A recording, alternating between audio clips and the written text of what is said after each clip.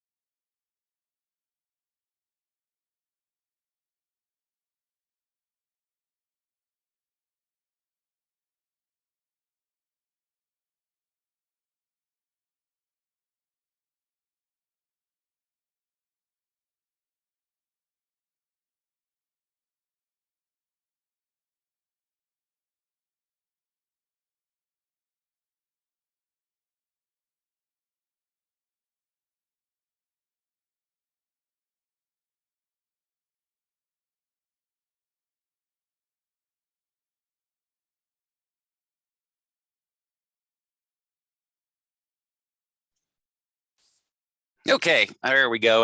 Everybody should be able to see the screen now. Sorry for the delay there.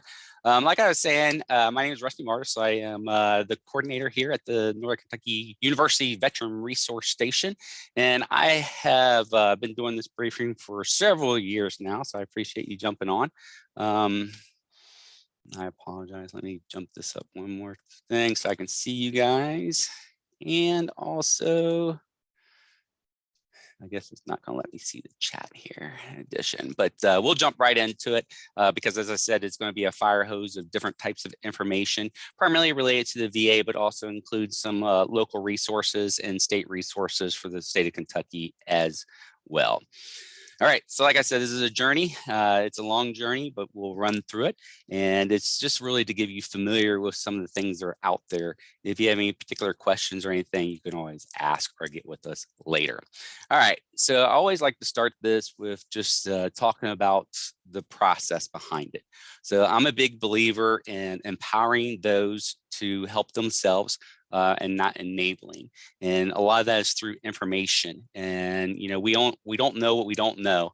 And so this is just a way to provide some of that information that to get out there about those VA and other types of benefits that you might not be familiar with, and some common ones as well.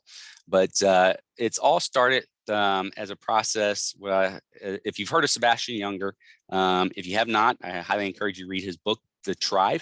It was very impactful for me when I got out of the military and struggled a little bit, finding resources and just transitioning in general back into the civilian world, right? But three big things that he talks about that, you know, as a veteran, really human people in general, but we have that tribe concept. You know, we're so used to working together and being part of a bigger mission as part of the team of being in the service. When we get out, we kind of lose that sometimes. And like I said, I know I did, in particular when I retired and when I got back from my deployment. But the three things is making sure you're confident, you feel authentic in what you're doing, and you're connected to others. So part of this presentation is to do all three of those, to provide that information that's out there and available for you as far as resources and benefits that you may not be familiar with. And just make sure you can empower yourselves and feel connected, so you can do that connection. And if you need a direct connect with any of the things that I talk about today, or any of the resources that we may mention or talk about, please feel free to let me know and reach out and be happy to connect you. All right, so Again, triage, refer, ignite, and build, plan, and to empower. Be a participant in your own plan is the goal here. So why am I the one doing this briefing? Well, I did 24 years of military service in the United States Air Force, retired in 2014. At that time, right before my retirement, I joined the American Legion, became a post-service officer, which led to some training as a veteran service officer, primarily focused on enrollment into VA medical services and receiving VA disability benefits. In 2016, I was fortunate enough to join a nonprofit, and where my primary focus was veteran employment, which eventually led me into where I'm at today as the NQ Veteran Resource Coordinator. So I have a wide range from the medical side from the VA, from the Veteran Service Officer side for disability services, for employment services, and I'm working with the employment through the state and other nonprofits, and also with companies directly. And I've also presented at the SHRM conference to employers and done briefings to employers on how to be a veteran-friendly employer, to where I am now with educational benefits. So well-rounded, don't know everything, absolutely, but that's why we have connections, and we have the capability to get you to the right folks. So I always like to start by just going through some of the different websites where you can find some of this information. And again, just to make sure that you're aware of them. So let me bring this up, and sorry, I gotta reopen the screen here and make sure you can see it. There we go. All right. So the very first one, and I'm going to pop onto, is obviously va.gov, va.gov. And there it is. And make sure it pops up and gets onto the internet there. All right, so on the va.gov screen, you can do a lot of different things, and you can start basically here with a lot of things you want to do with the VA. Some of them I do recommend that you can do on your own, and others I'll recommend that you don't do on your own. When it comes to healthcare and applying for benefits, if you're not already in the VA medical system, I encourage every veteran to apply if you need it now or you do not. And there's two reasons for that. One, and I've seen this quite a bit, if you have not been or don't need benefits right now, at some point in time, it may come across where you will need those benefits. And like I said, I've seen it a bunch of different times where people have come into the office and they're kind of in a rush for whatever reason, personal reasons, medical reasons, so on and so forth, to get their benefits, and they've never applied before. If you pre-apply now, before you need those benefits, when it comes time, if you ever do need those benefits, you'll already be in the system. It'll just be a lot quicker and a lot faster for you. So I always encourage all veterans to go ahead and apply for VA medical as soon as they possibly can. The other reason is funding. Funding is primarily done through the VA locally here in Cincinnati Medical Center through how many enrollments they have. So even if you're not utilizing the services or don't you need to utilize the services, if you're enrolled in it, you are supporting and helping other veterans that could be. So it's always a good idea to go ahead and enroll. You can do that right here through that healthcare tab, and you can enroll through that. You do have to print it, sign it, and so on and so forth. We can help you get connected to the right folks if you need help with that. Education benefits is the same thing. You have to start here online, go through va.gov, education, apply for educational benefits, get those rolling as well. Now, when it comes to disability benefits, you see that you do have the option to enroll in your disability benefits through the online portal. I do not recommend that most people accomplish this. And the primary reason for that is because it is so important on the verbiage and the wording that you use when you apply for your disability claims, that you want to make sure that you go through a licensed veteran service officer. We have several good ones and around us here. We're fortunate enough to have two offices for the Kentucky Department of Veterans Affairs, one in Independence, one in Covington, that you can utilize and to file for your benefits. But we also have the National Service headquarters of the DAV in Erlanger. The National Service Officer there is Mark Moore, and you can go and see him and get your benefits accomplished and done as well. All right. jumping over, this is just the e-benefits site. If you're familiar with e-benefits, if not, I highly recommend that you get familiar with it, because through the e-benefits site, you can also do what you kind of did on the VA site, but on this site, you can follow up and you can accomplish and see where you're in the process, especially on the disability side. And if you're kind of seeing what it is, and you see the comments that the VA makes or what they request back, they could request additional documentation. You can find that here, and you can also upload documentation directly to them. So it's a great site to be part of as well. If you're not familiar, if you are enrolled with the VA Medical Center and you're not enrolled in My Healthy Vet, I highly encourage you to do that, because you can accomplish a lot of things on your VA medical side strictly through this website. One of the keys, or one of the important things that I utilize this site for on a regular basis, is pharmacy. If you're at a certain percentage and you receive pharmacy benefits, then you can request pharmacy refills through this site directly. Also, the area I use quite a bit is the messages. If you are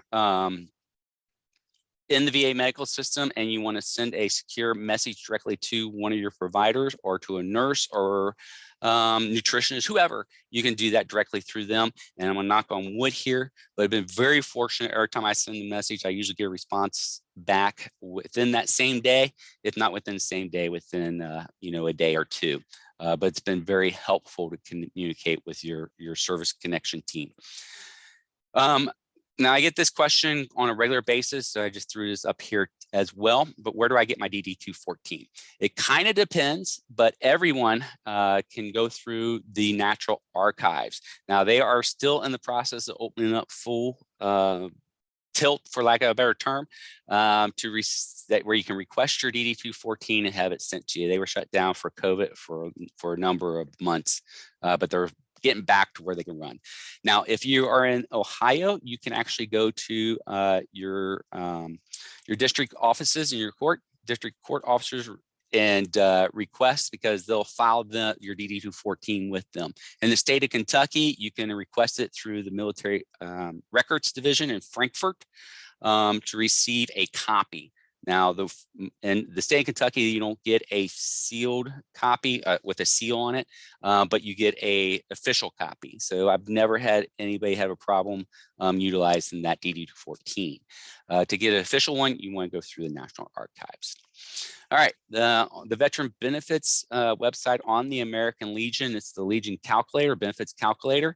I just bring this up because this is a great starting point for anybody that's not familiar or never actually requested or received benefits in the past. They'll ask you a bunch of questions, you go through it, and it kind of gives you a laundry list of items that you could be qualified for. So it's just a way, again, to get started and kind of see what is available and what you may qualify for. And then you would follow up with either a service officer or a representative from one of the agencies to go ahead and apply for benefits and so on and so forth. All right, so I mentioned I am a part of the American Legion. The American Legion that I'm part of is Independence. We're called the Moon Brothers Post 275. On there, I did this a few years ago, as I created a just kind of when I was doing a lot of VSO type duties, a lot of the common questions or forms that would come up, I put on our website so people would go through and have access to them.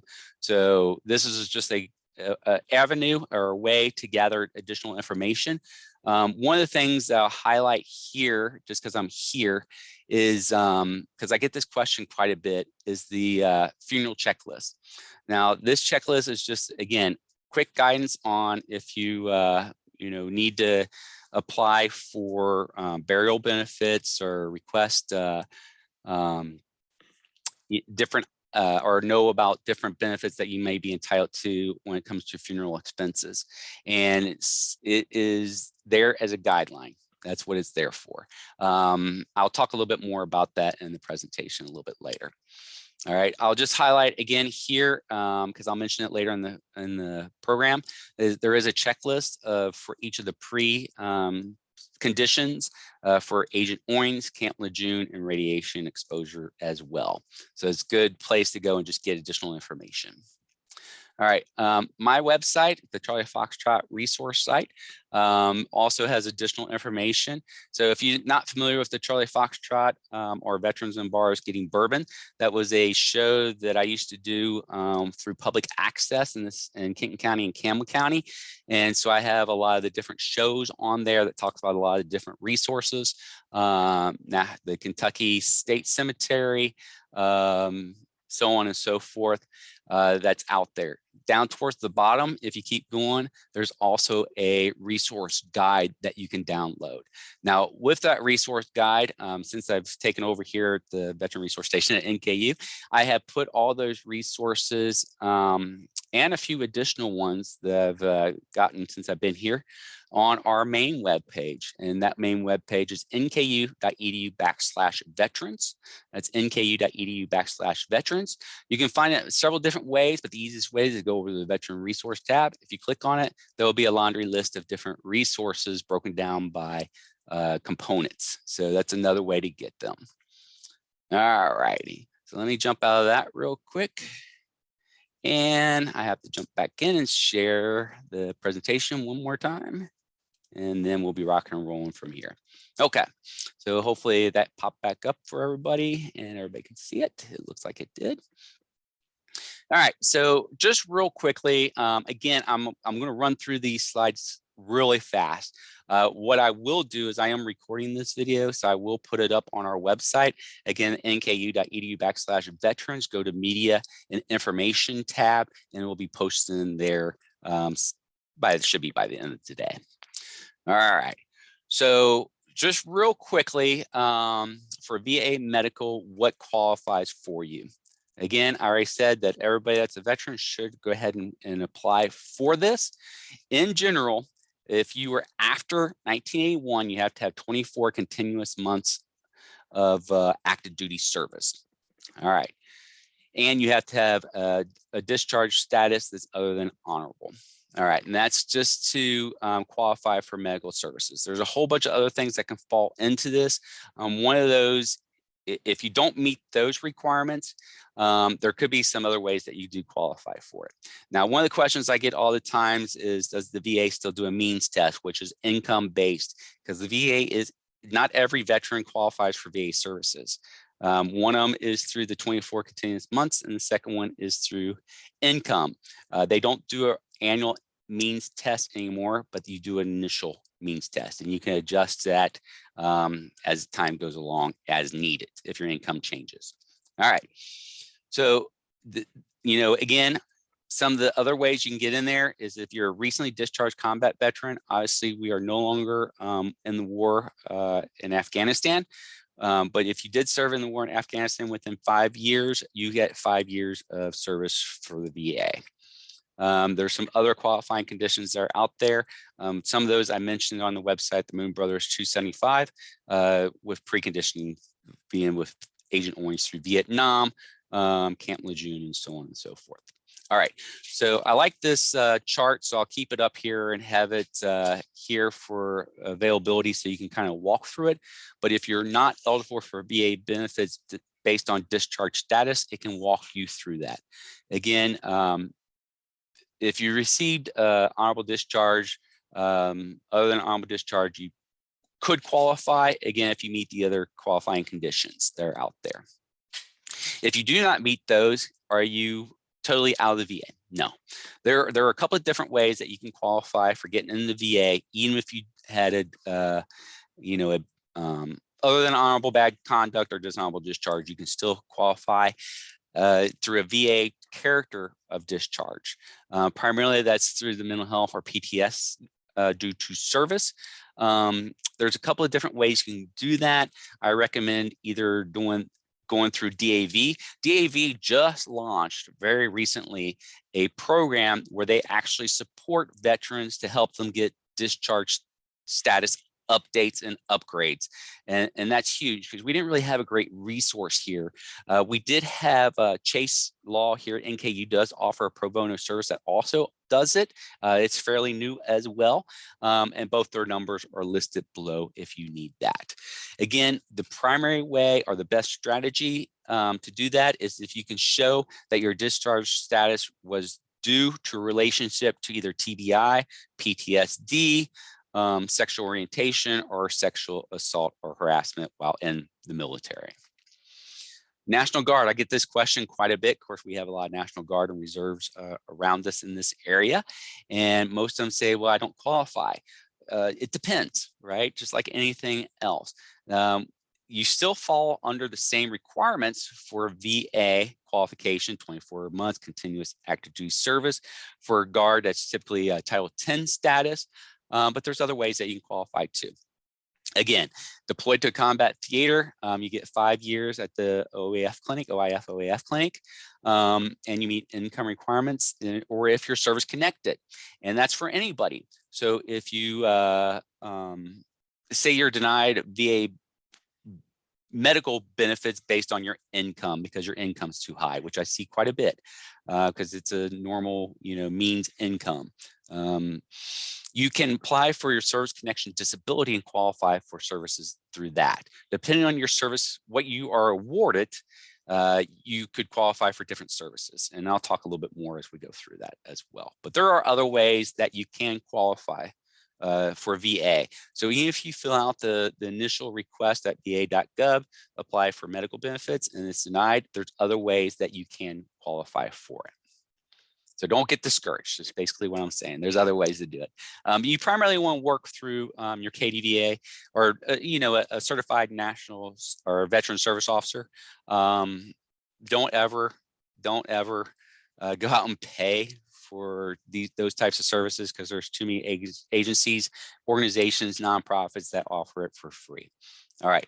So with a disability compensation, again, that's a tax-free benefit paid based on an injury or illness that arose during military service or was aggravated by a military service. Again, you do not want to, in most cases, I'd never recommend that you fill this out and request these benefits on your own, that you use a service officer, a veteran service officer. And, I'm just going to be frank and honest with you. The best that we have is Wendy Young at KDVA. She's an independent. That's her phone number. And Mark Moore at the DAV. That's who I highly recommend. All right, I threw this up here just because if you are seeking or use VA services right now, prior to the COVID pandemic, you go in, you had a kiosk, you'd put your ID card down and you could request travel pay, and you would actually get paid, a small amount for gas to get from your house to the VA. And they got rid of the kiosk once COVID hit, and they really never went in and explained how you go about requesting your travel pay. Well, they put it all online now. So you can go and do this through you have to access it, you have to apply for it, get logged in, and so on and so forth. But anytime you have an appointment, you can go back in and you can do that. It's a little bit that helps on gas, and it's $15 or so. It's well worth it to do it. All right, something else that you can qualify for, I kind of mentioned this 3 times now, based off the presumptive disability conditions that you might experience either through Agent Orange. Gulf War is a new one that just came out not too long ago that you could qualify for. Camp Lejeune is another one. There's a few of them that's out there, and these are updated on a regular basis. Matter of fact, coming in to work one day on the radio just recently, they were talking about the new presumptive conditions that were just added to Agent Orange. So these are always changing, so just keep an eye on it. And these things that will automatically qualify you for VA services if you had exposures. Again, recommend working through KDVA or the Disabled American Veterans, DAV. This includes Blue Water as well, which is fairly new. This just happened, I guess 2 years ago now, January 2020. But if you were in the Republic of Vietnam from 1962 to May 7th, 1975, and Blue Water, which is considered, the water around Vietnam, they know you were exposed to Agent Orange as well, especially from aircraft and stuff going in and out, boats going back and forth. So even if you did not have any in-country experiences in Vietnam, you could still qualify for services or have disability claims that you can do. So we had some huge success with this when this first came out through the KDVA that shared with me. So it's definitely worth looking into and applying for those benefits. All right, so once you get awarded a disability benefits, what does that mean? Well, it can be a rating from 0 to 100, or it can be denied, all right? But if you do get a rating from 0 to 20%, these are some of the things that you qualify for. I'm not going to read through the laundry list of items that are out there. But one of the things is you would qualify for a 10-point civil service preference, and that's added to your test scores or your application scores. From 30%, that allows for additional income for dependents, usually typically through like a BAH or something along those lines. And at 40%, you can get special adapted equipment. The rating at 50% is what most veterans strive for, because that kind of opens the door up for all VA services. So that 0 to 40% may qualify you for services, medical services at the VA for that disability. So whatever, say it was a knee, an ankle, whatever the case may be, anything associated with that disability, you could go to the VA for, but everything else you'd have to see outside provider. If you're over 50%, 50% or older, you actually qualify for just general medical services for everything. And everything except dental. I should mention that because I get that question a lot. Well, how do I qualify for dental? There's really only 2 ways you can qualify for dental right now at the VA. There's been lots of legislation and lots of talk about trying to open that up for other people as well. But typically for dental, you either have to be 100% disabled, or you have to have a service condition that includes the dental, something to do with dental. So those are the big keys for getting dental care at the VA. All right, from 60 to 80%, you get some additional funding if it's for unemployability, but the 100% is kind of the strive for a lot of veterans that are out there that are disabled, because they do include a lot of additional benefits, and a lot of those benefits include dental treatment as well. All right, somebody has a question? You can unmute, yeah. Yes. So my primary concern is I just left the military about 2 years ago. Mm-hmm. I was actually trying to get a lot of my medical information. Apparently they lost it when I was traveling from across seas. And there's about like a 3 to 4 year gap that's completely missing. Would they still keep that in Epic, or is that going to be in Alta? How would I request that? Yeah, it should have, if you recently, you said you got out about a year ago, so it should have it automatically should have transferred over to VA's information. So even if you don't have that information, what branch were you in? I was in the Navy. Navy, okay. So it automatically should transfer over into the VA. That is fairly recent change. So it's all digitally done. So it shouldn't be an issue, but if it becomes one, it is up on the veteran to provide that proof of service or any medical documentation. And a lot of times they can be done through a letter or through, from witnesses and so on and so forth like that. Not your case, but it just reminds me, I had one case where I was working with a Vietnam vet where he didn't have a DD. His DD-214 didn't have Vietnam service on it, even though he was in Vietnam. He provided pictures showing him in Vietnam, and they accepted it and upgraded it. So there's different things that you can do to do that, but for you, it should have automatically went through. Okay.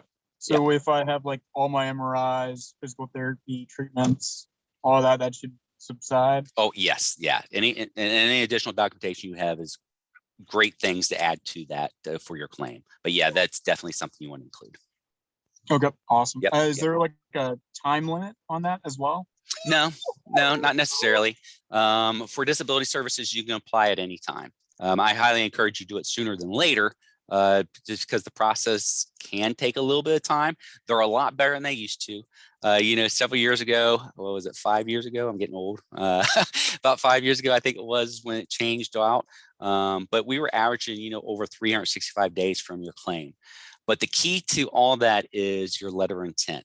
So anytime you work with a veteran service officer, they'll have the first thing you'll want to do is fill out a letter of intent.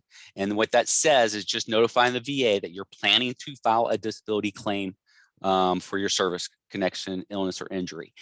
That's key because they'll go back and pay you from that letter of intent. So they won't go back from the date of your service. They go back to that letter of intent.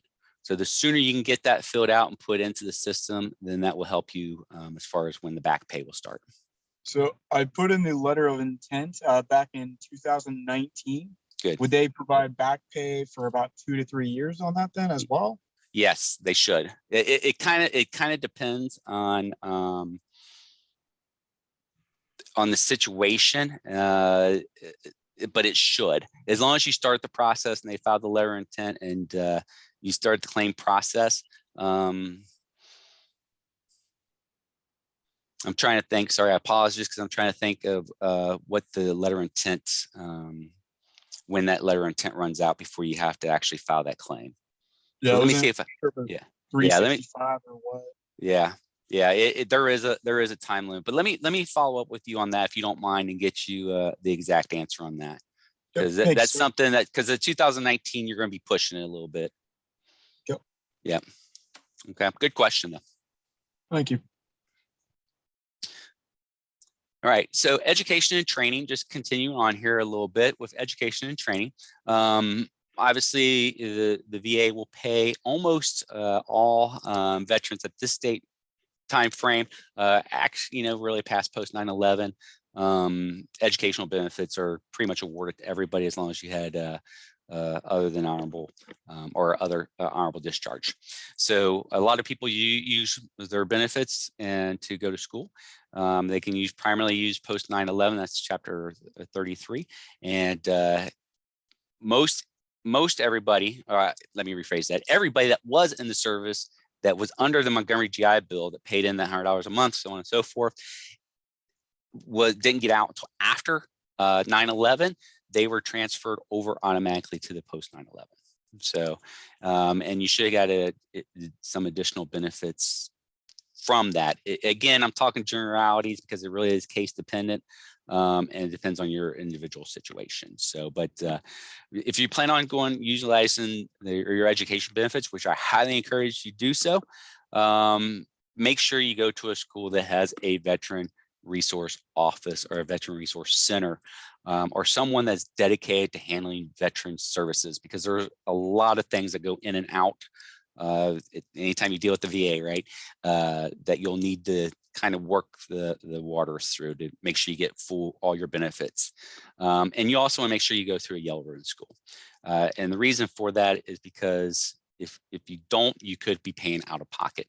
So a yellow ribbon school basically is just the school saying, if tuition is outside the cost of what the VA will pay for, we'll cover it ourselves. So you want to make sure it's a yellow ribbon school.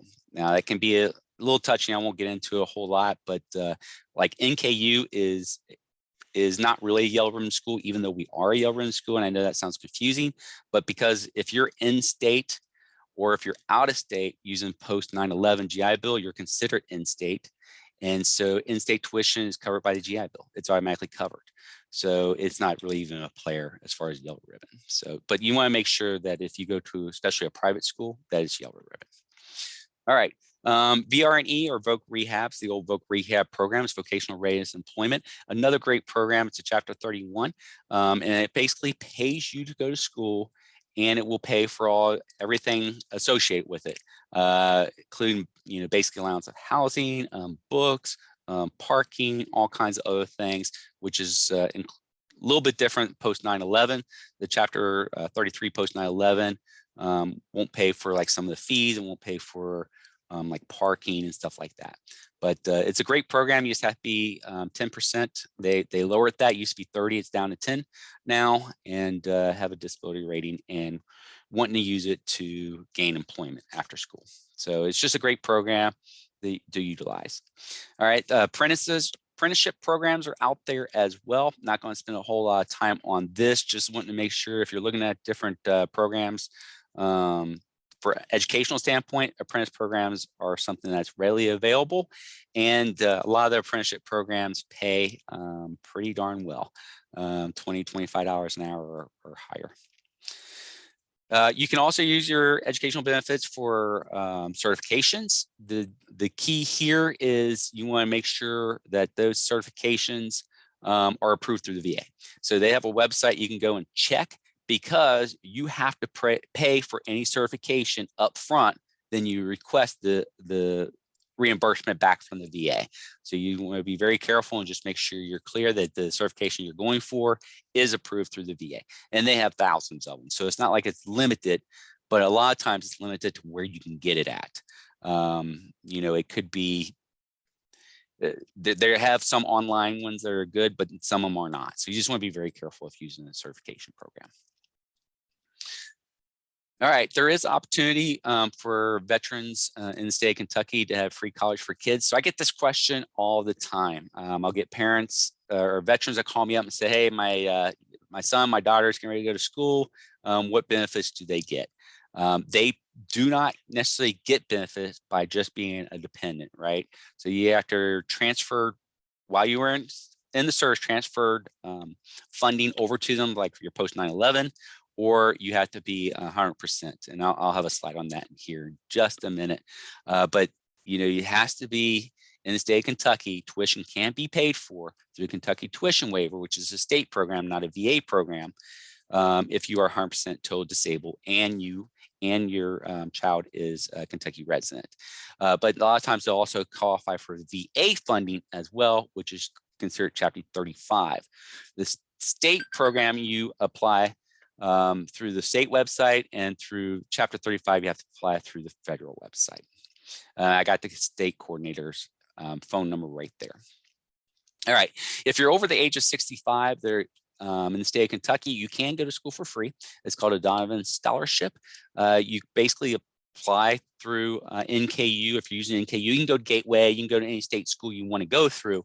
But just for what I put up on this particular slide, as far as information, I just only included NKUs. If you Google it, Donovan Scholars for Gateway, Donovan Scholars for Eastern Kentucky University, wherever you want to go, just give them a call and they'll be able to give you the process behind that.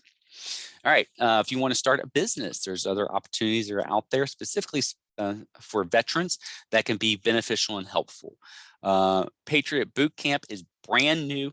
DAV just acquired this, was another nonprofit that they picked up just recently. I mean, it is hot off the press. It just came out at the beginning of this year.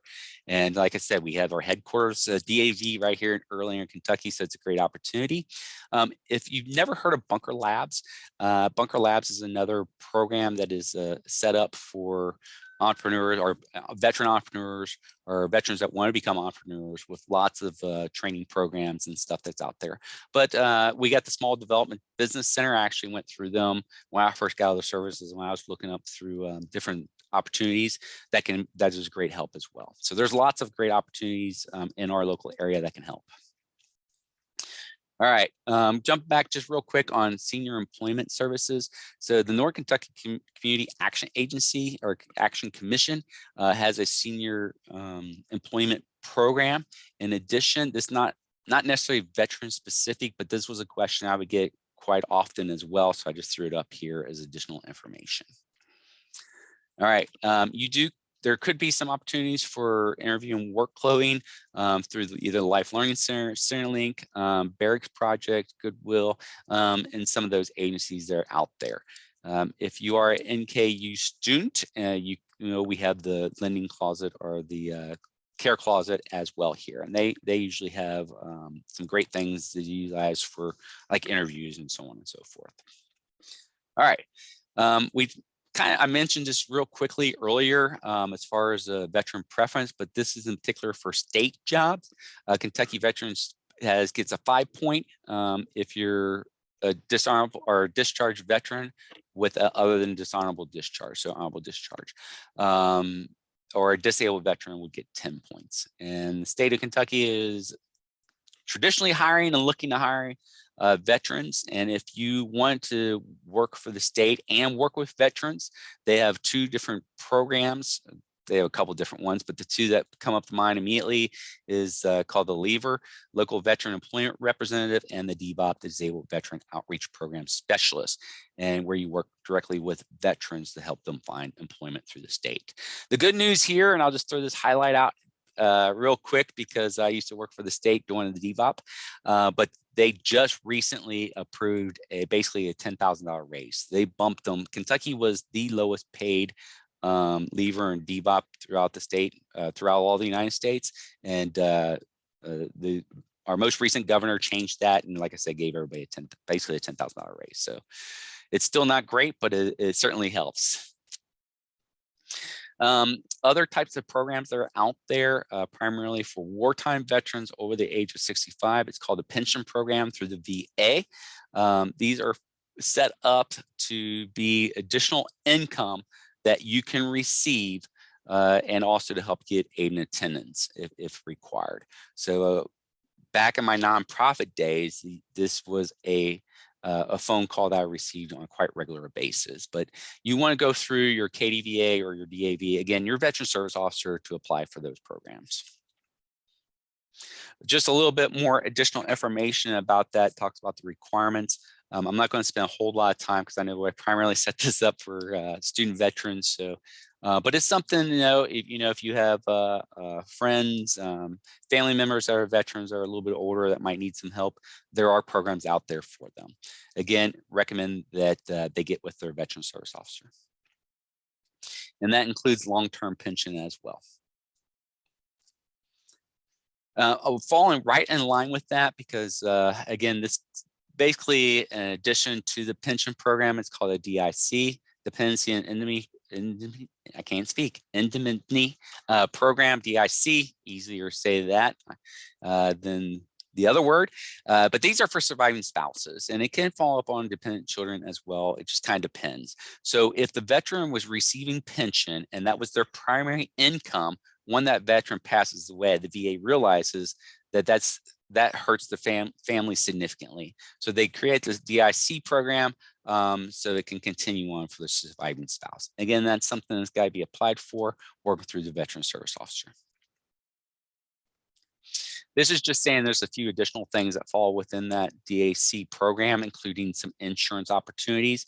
There's also some opportunities for the Chapter 35 benefits, for additional income for like a housing and so on and so forth. All right, caregiver support. This is another one that I get a phone call on.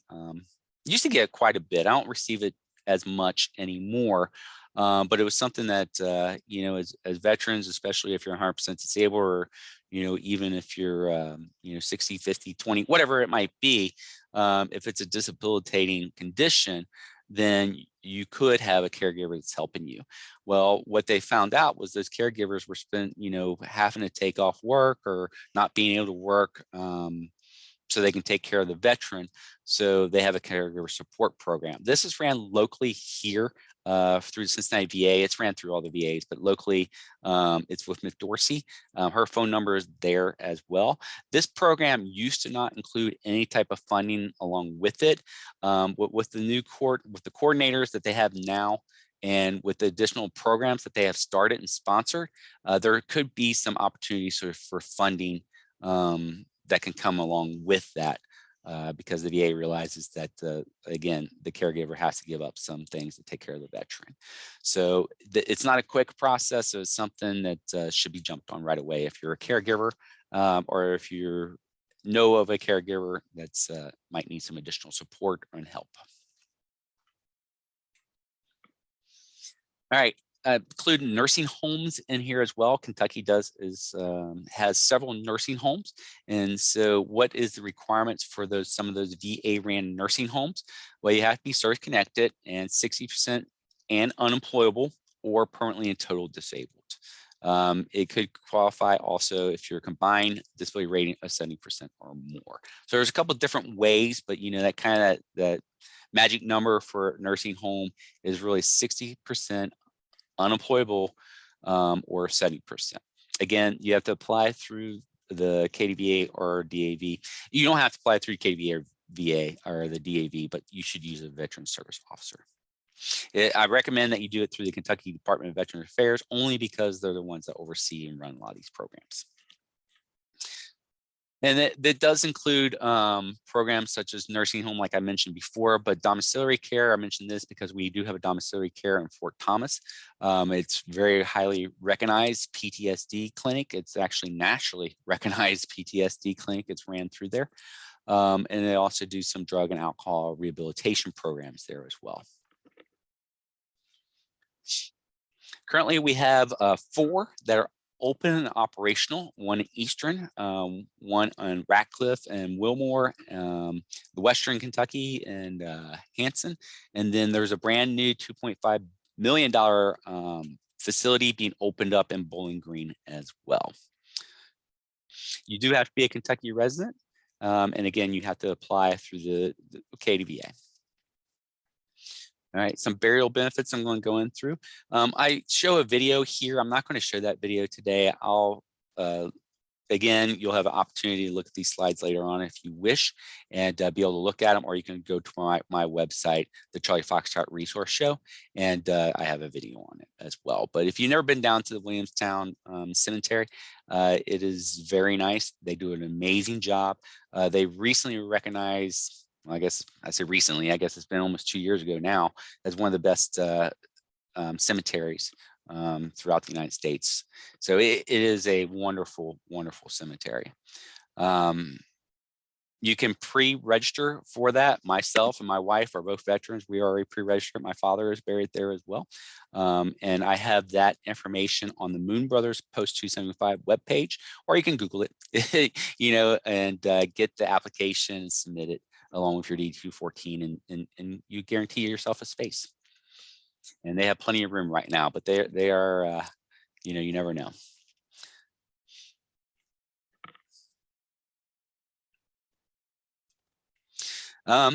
So there's other cemeteries. These are Kentucky veteran cemeteries. So what's the difference between like the Arlington National Cemetery or other VA national cemeteries? There's one up in Ohio as well, compared to state cemeteries.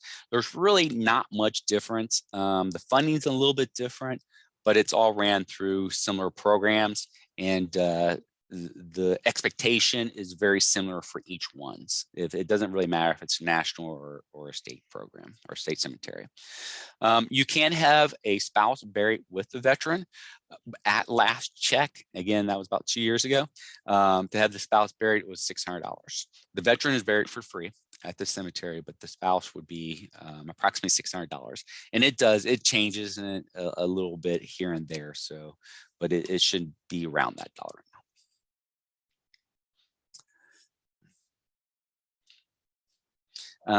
I used to get this question a lot. I still get it. Unfortunately, I just got this sent to me the other day, where a veteran passed away and they were not sure what benefits they're entitled to. Again, that's why I have the checklist on the Moon Brothers Post 275 website that you can download, just as information. Really utilizing a good funeral home, they'll take care of everything for you. They do it on a regular basis, and some of the information I even provide into the funeral packet is just for funeral homes only. It's not really supposed to be something that you can just pick up the phone and call and get like the a flag or a honor guard through military services like Right Pat and stuff like that.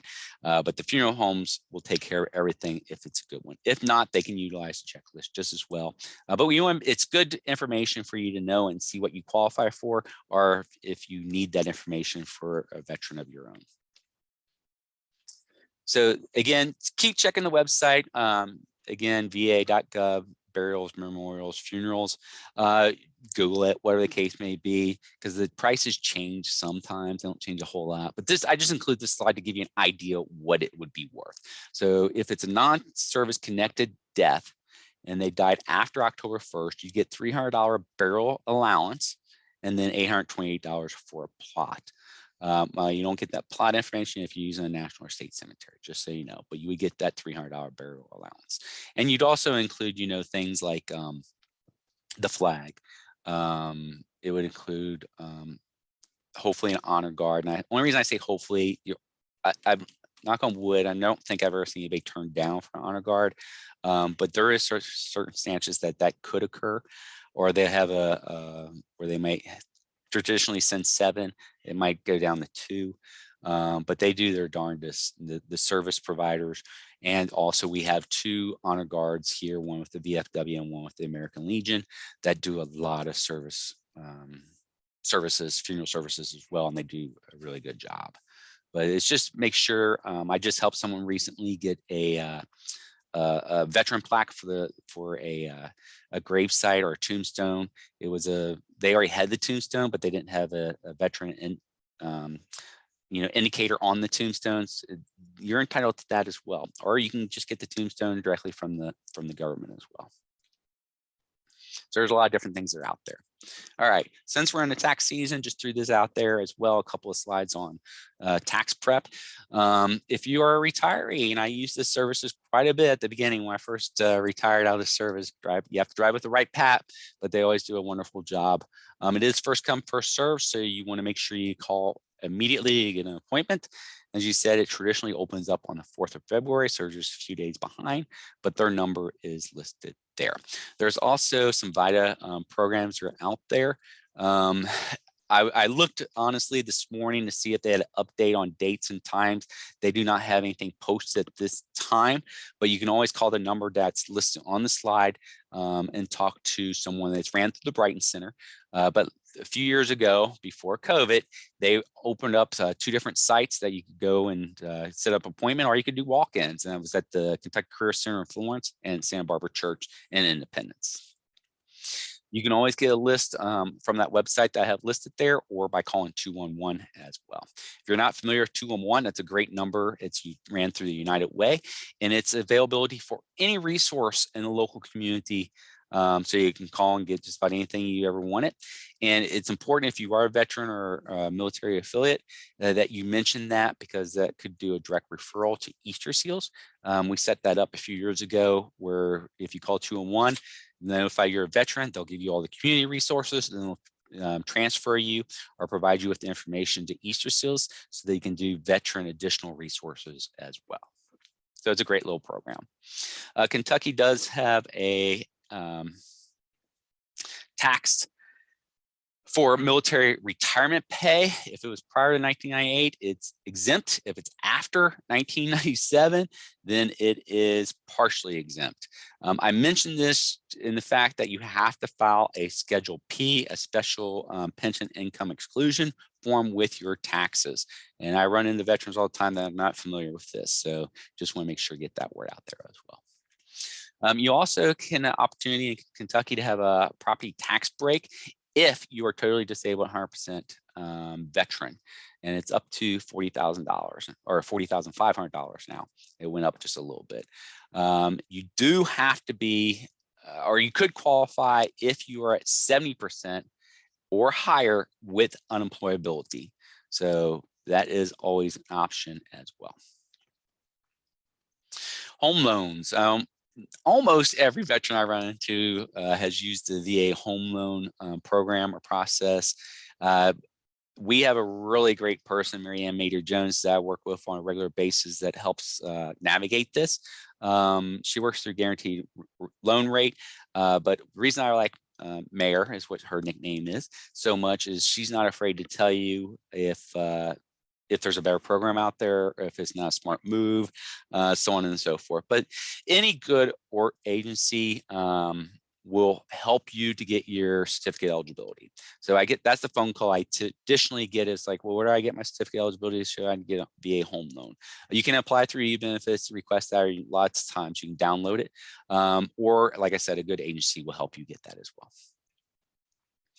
All right, vet centers. A lot of people are not familiar with the vet centers. We have a great vet center. Unfortunately, it's located in Norwood. It's not that far up the road, but they do have an amazing staff, and they offer a lot of different programs. It is for combat veterans and family members that are working through different things. It's primarily a counseling center, but they do a lot more than that, to include things like tailgating for Bengals games. They have a fishing tournament every year. And I have a veteran friend of mine that's been going, I think this is his last year, was like 7 years in a row he's been. Every year he gets a free tackle box and a free rod and reel. So he has 7 different tackle boxes and 7 rods and reels. But they do a lot of things, and they do things for the family as well. So it's a great service that's right up the road from us.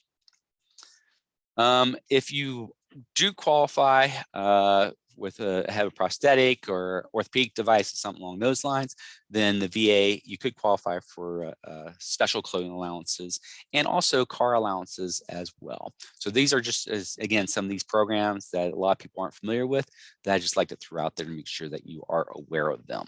Another one of those is the hunting, trapping, or fishing license program for disabled veterans in the state of Kentucky.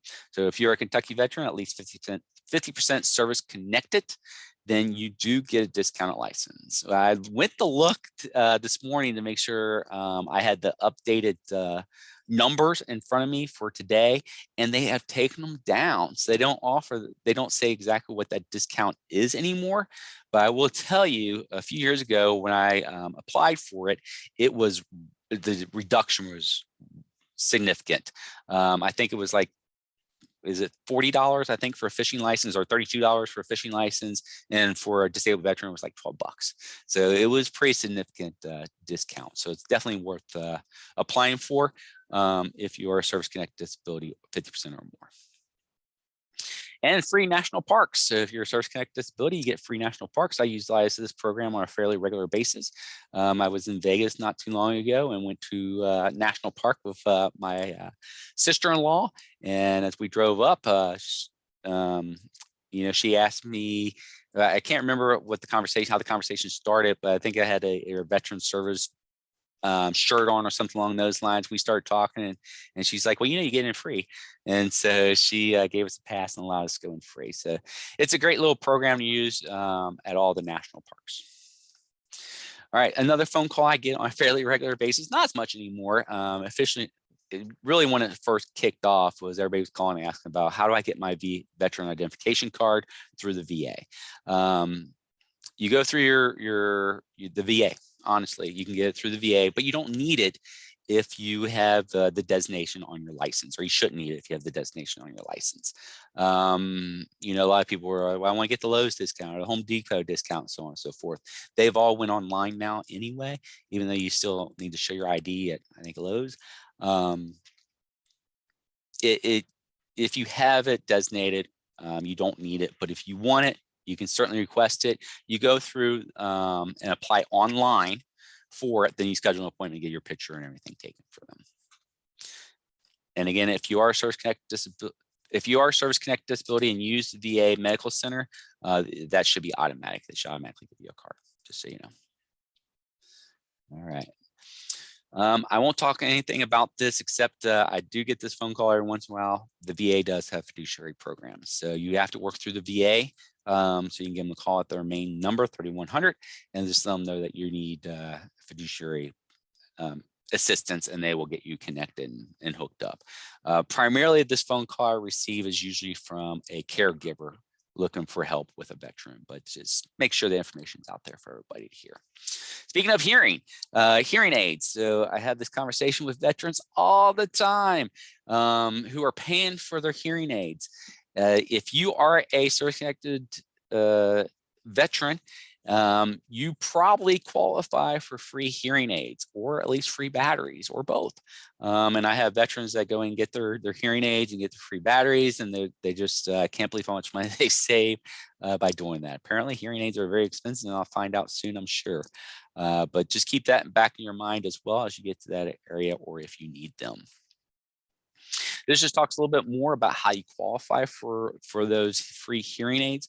But like I said, almost all veterans will qualify if you are service connected.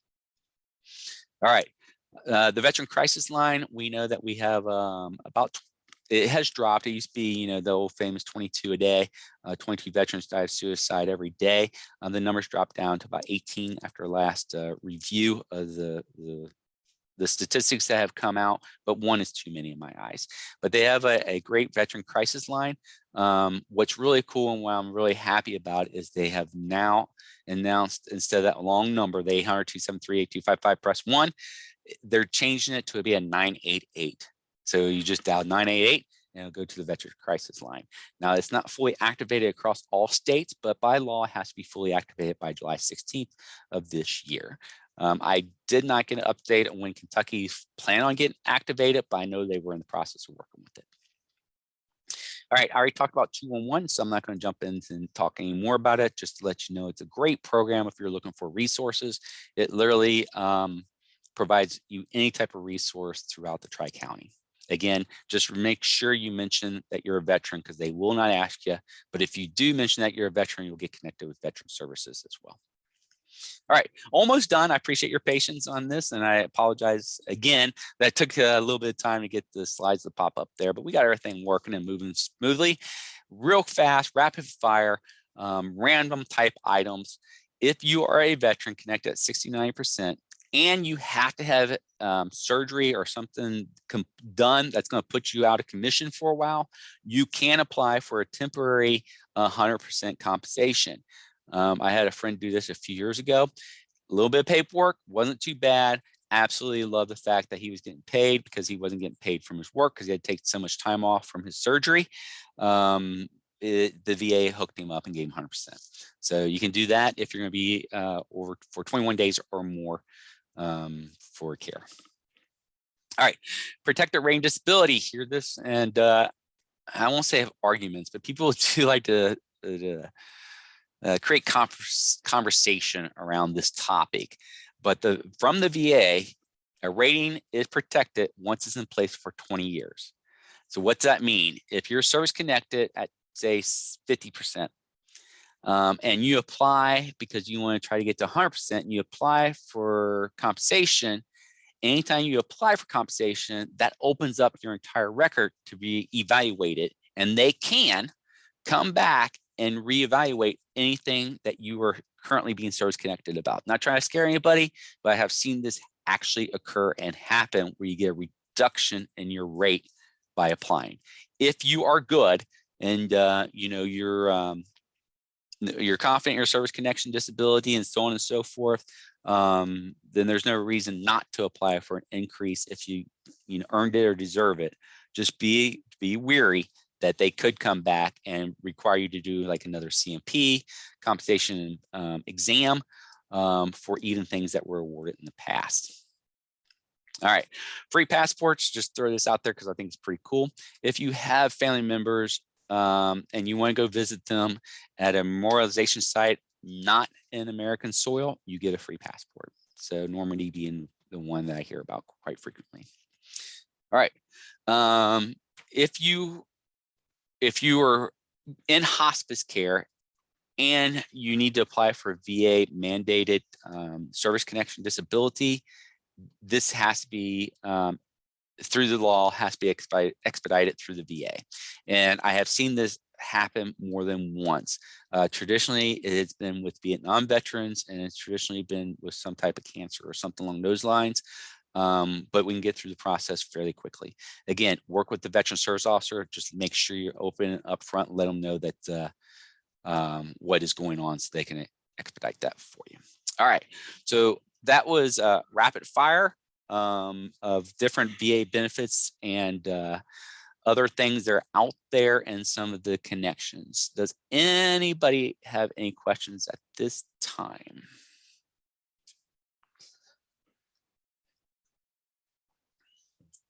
All right.